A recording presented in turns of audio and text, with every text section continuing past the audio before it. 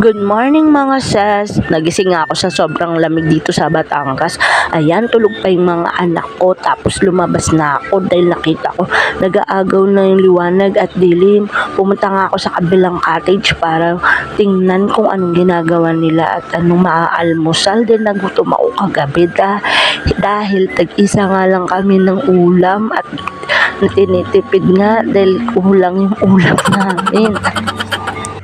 Naabutan ko nga sila na nagluluto na ng itlog, scrambled egg at saka skinless tapos hotdog. Ayan, nakita ko yung hotdog, isang balot. So syempre mga dalawa or tatlo pwede makainin yan kasi parang sobra. Tapos meron pang sinangag. Yung sinangag nga namin medyo hilaw kasi yung tita ng asawa ko yung nagsaing sinobra-sobra sa rice cooker.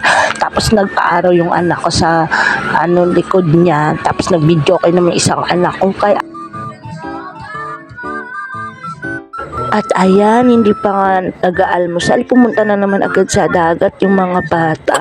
Tapos naiinis niya yung pamangkin ng asawa ko dahil may ginagawa nga siya. Tapos nababasa na alon. Ito namang si Matmat, binaon naman yung katawan niya sa buhangin. At pasensya na kayo sa boses ko. Bigla akong sinipon kasi naman ang init kahapon tapos dito ang lamig. Kaya yun, nagulat na lang ako. Sinipon na ako. Tingnan si Tyler. Diyos ko, takot sa dagat. Tingnan mo, tumatakbo kapag dinadala sa dagat. Gusto niya lang maglaro sa buhangin. Pagkatapos nga namin kumain ay naligo na kami sa dagat. Sinulit talaga namin kasi hindi kami ganong nakaligo kahapon din. Hapon na nga kami nakarating. Ayan, nagpicture na naman ako. Nagbabad kami sa tubig kasi mamayang 2:00 ay uuwi na kami. At ito nga ang anak ko, buti nga kumain at ayaw nga magpaawat sa pagligo kahit mainit na. Ayan yung mga picture namin. Diba? At ito namang tita ng asawa ko, todo pos naman siya. Sabi niya, di daw siya sasama. Tapos yung asawa ko, kala mo hindi nakaligo sa dagat. Ayan ang picture kami ng magbayaw, maghipag. At ayan, pinasuot sa akin ng hipag ko yung two-piece na yan. Dahil marami nga siyang two-piece. Tapos, ayun, sabi niya, pipicturean daw. Tatry naman. Nahiya nga ako dahil ang dami kong kamot. Pero sabi ko sa isip ko, hayaan mo na, proud naman tayo sa kamot dahil pinaghirapan natin yan. At tingnan nyo na may itsura ng hipag ko na punong abala sa lahat ng pictorial namin.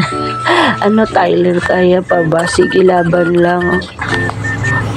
Pauwi na nga kami niyan at antok na lahat. Kanya-kanyang pwesto na sa paghiga kung paano makatulog dahil sobrang pagod.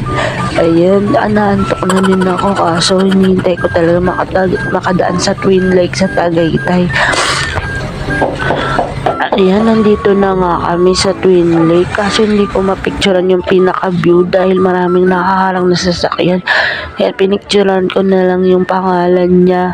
Hindi naman kami pwedeng magminto kasi nagmamadali na yung driver. Ang bilis-bilis ng patakbo.